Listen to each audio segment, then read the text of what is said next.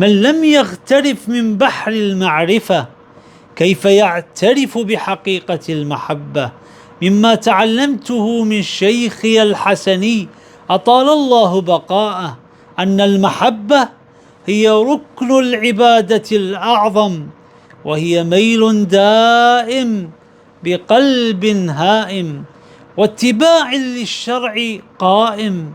ويظهر هذا الميل أولا على الجوارح الظاهرة بالاتباع، وثانيها على القلوب الصادقة بالتصفية والافتقار، وثالثها الصحو والتمكين في شهود المحبوب.